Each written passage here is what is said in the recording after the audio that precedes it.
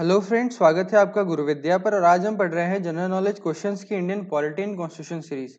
इसके अंदर अपन Indian polity और कॉन्स्टिट्यूशन से रिलेटेड क्वेश्चंस पढ़ेंगे। तो हम स्टार्ट करते हैं फर्स्ट क्वेश्चन से।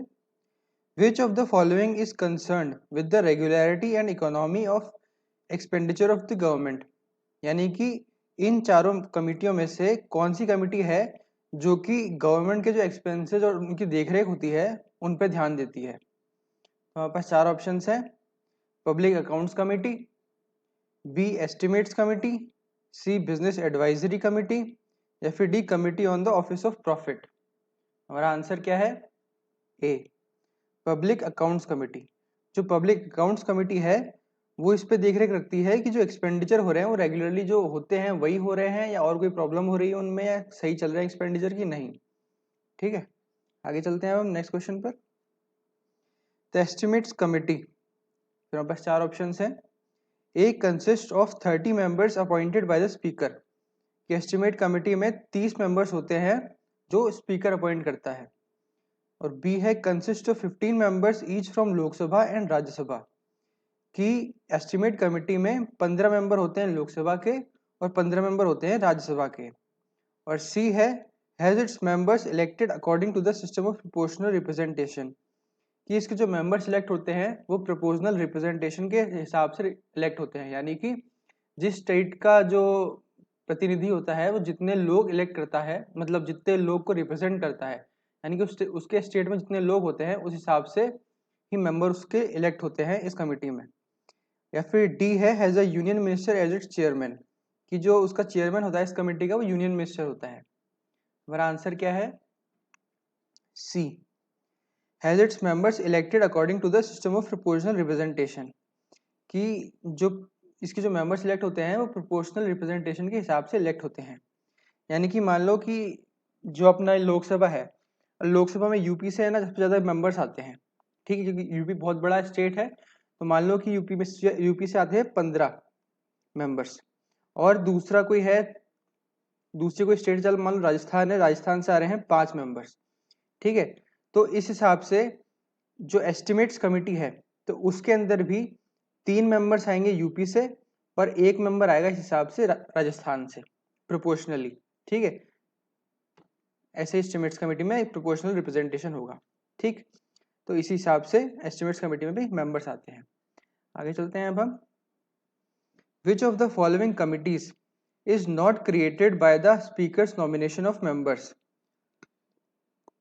तो इनमें से कौन सी ऐसी कमिटी है जो कि नहीं बनी है जिस स्पीकर्स नॉमिनेशन से। नॉर्मली क्या होता है, जो स्पीकर होता है वो नॉमिनेट करता है मेंबर्स कमेटी में जाने के लिए, लेकिन इन चारों में से ऐसी कौन सी कमेटी है जिसमें स्पीकर नॉमिनेट नहीं करता है मेंबर्स को। तो हमारे पास चार ऑप्शन है। Committee on privileges, B committee on petitions, C business advisory committee या फिर D committee on public undertakings. हमारा आंसर क्या है? डी, जो कमिटी ऑन पब्लिक अंडरटेकिंग्स होती है उसमें स्पीकर नॉमिनेट नहीं करता है मेंबर्स। ठीक है, आगे चलते हैं अब हम। Who among the following have the right to vote in the elections to both the Lok Sabha and the Rajya Sabha? तो इनमें से कौन सा है जिसके पास राइट होता है कि वो लोकसभा के और राज्यसभा के दोनों के इलेक्शंस में वोट कर सके। तो हमारे पास चार ऑप्शंस हैं। पहला है elected members of lower house of parliament, कि जो लोअर हाउस होता है पार्लियामेंट का उसके जो इलेक्टेड मेंबर्स होते हैं वो। बी है elected members of the upper house of parliament, कि जो इलेक्टेड मेंबर्स होते हैं किसके, अपर हाउस ऑफ पार्लियामेंट के वो। या फिर सी है elected members of the upper house of the state legislature, या फिर जो अपर हाउस होता है स्टेट लेजिस्लेचर का उसके इलेक्टेड मेंबर्स कर सकते हैं। और या फिर डी है elected members of the lower house of state legislature, कि जो स्टेट लेजिस्लेचर होता है उसके लोअर हाउस के इलेक्टेड मेंबर्स कर सकते हैं ये। हमारा आंसर क्या है? D, elected members of the lower house of state legislature. जो लोअर हाउस होता है स्टेट लेजिस्लेचर का उसके जो इलेक्टेड मेंबर्स होते हैं वो लोग दोनों लोकसभा और राज्यसभा दोनों इलेक्शंस में ही वोट कर सकते हैं। ठीक है, आगे चलते हैं अब हम। Funds belonging to the government of India are kept in, तो जो गवर्नमेंट ऑफ इंडिया के फंड्स होते हैं वो कहाँ पर रखे जाते हैं? बस 4 ऑप्शन है, यानी गवर्नमेंट ऑफ इंडिया का पैसा होता है वो कहाँ रखा जाता है। बस 4 ऑप्शन है, consolidated funds of India, B public accounts fund of India, C contingency fund of India, या फिर ऑल ऑफ दी अबव, या सारे ऊपर में से सारे। हमारा आंसर क्या है, ए कंसोलिडेटेड फंड ऑफ इंडिया। ठीक है, जो कंसोलिडेटेड फंड ऑफ इंडिया है उसके अंदर ही जो गवर्नमेंट ऑफ इंडिया है उसका सारा फंड रखा जाता है। आगे चलते हैं अब हम। The representation to states in the Rajya Sabha is given on the basis of. तो जो राज्यसभा है उसके अंदर जो अलग अलग स्टेट्स के लोग जो आते हैं रिप्रेजेंट करते हैं वो किस बेसिस पे आते हैं। मेरे पास 4 ऑप्शन हैं। A an equal number of seats to each state, कि जो हर एक स्टेट है उस सबको इक्वल नंबर मिलते हैं, यानी बराबर बराबर इक्वल नंबर मिलते हैं। या फिर बी है in proportion to their population, कि जो उनकी पॉपुलेशन होती है उसके हिसाब से प्रोपोर्शन में आते हैं मेंबर्स। सी है in proportion to their size, जो उनकी स्टेट की जो साइज होती है, जोग्राफिकल साइज होती है उसके हिसाब से आते हैं। या फिर डी है in accordance with their resources, या फिर किस स्टेट के पास कितने रिसोर्सेज हैं उस हिसाब से आते हैं। हमारा आंसर क्या है, B in proportion to their population. जैसे अपन ने बताया था प्रोपोर्शनल रिप्रेजेंटेशन वो यही है कि जो पॉपुलेशन होती है जिस स्टेट की जितनी, उस हिसाब से उसके जो रिप्रेजेंटेटिव्स होते हैं वो आते हैं। कि अगर बहुत ज़्यादा पॉपुलेशन होगी तो उसके रिप्रेजेंटेटिव्स भी ज़्यादा हो जाते हैं उस हिसाब से। ठीक है, आगे चलते हैं अब हम।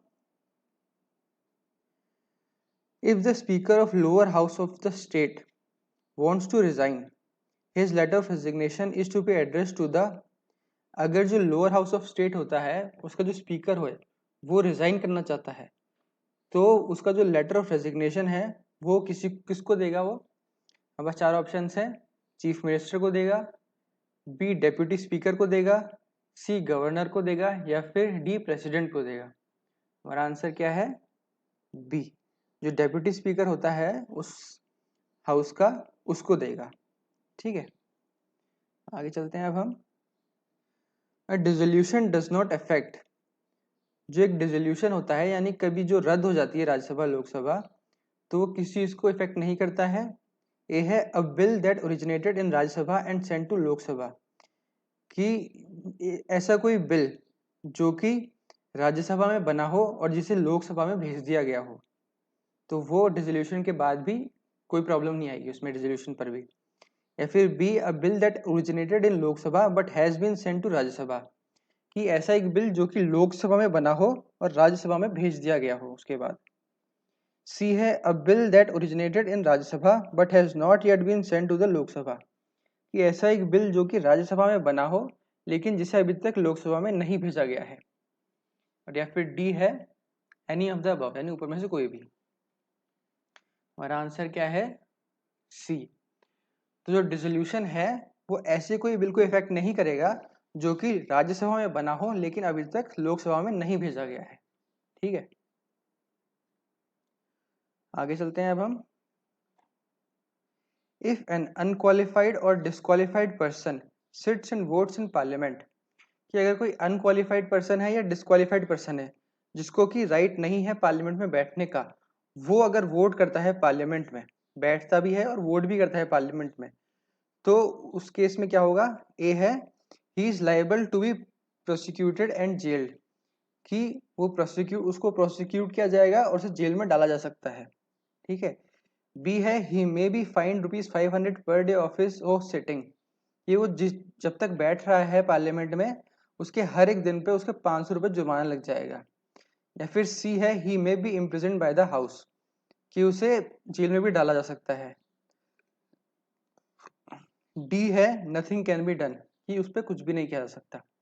हमारा आंसर क्या है, B he may be fine ₹500 per day office so sitting, यानी कि वो जितने दिन ऐसे बैठता है उसके हर दिन का उसको ₹500 का जुर्माना भरना पड़ेगा। ठीक है, आगे चलते हैं अब हम नेक्स्ट क्वेश्चन पर। The annual financial statement is cause to be laid before both houses of parliament by the. तो जो एनुअल फाइनेंशियल स्टेटमेंट होता है उसको दोनों हाउसेस के सामने कौन रखता है, जो दोनों हाउस होते हैं पार्लियामेंट के उनके आगे कौन रखता है एनुअल फाइनेंशियल स्टेटमेंट को। हमारे पास 4 ऑप्शन है। प्रेसिडेंट रखता है, स्पीकर रखता है, वाइस प्रेसिडेंट रखता है, या फिर फाइनेंस मिनिस्टर रखता है? हमारा आंसर क्या है? ए। जो प्रेसिडेंट होता है कंट्री का, वो रखता है एनुअल फाइनेंशियल स्टेटमेंट दोनों हाउसेस के सामने। आगे चलते हैं अब हम। इस वीडियो का लास्ट क्वेश्चन है, as a result of prorogation which of the following is not affected? हाँ, तो एक प्रोरोगेशन के चलते हुए इनमें से कौन सा है जिसमें कोई इफेक्ट नहीं आता है? प्रोरोगेशन में क्या मतलब होता है, जबकि जैसे मान लो पार्लियामेंट में पार्लियामेंट का जो सेशन चल रहा होता है वो डिसकंटिन्यू कर देते हैं, या फिर मतलब उस टाइम के लिए कुछ टाइम के लिए बंद हो जाता है पार्लियामेंट का वो सेशन, लेकिन पार्लियामेंट जो है वो डिसॉल्व नहीं होती है। ठीक है, तो उस केस में ये जो है इन चार, इन पे क्या फर्क पड़ता है कि, तो हमारे पास चार ऑप्शन है। ए की रिजोल्यूशन, क्या इस पे कोई फर्क नहीं पड़ता है? बी बिल्स, क्या बिल्स पे कोई फर्क नहीं पड़ता है? सी है मोशंस, क्या कि मोशंस पे कोई फर्क नहीं पड़ता है? या फिर डी है नोटिसेस, कि नोटिसेस पे कोई फर्क नहीं पड़ता है? हमारा आंसर क्या है? B bills. जो बिल्स होते हैं प्रोरोगेशन के टाइम पे उन पे कोई भी फर्क नहीं पड़ता है, जब वो वापस सेशन में आती है पार्लियामेंट तो वो बिल्स वहीं से उठा लिए जाते हैं। ठीक है, तो इसी के साथ हमारे इस वीडियो के क्वेश्चंस कंप्लीट होते हैं। उम्मीद है कि आप लोगों ने कुछ नया सीखा होगा। अब हम मिलेंगे नेक्स्ट वीडियो में नए क्वेश्चंस के साथ, तब तक के लिए धन्यवाद।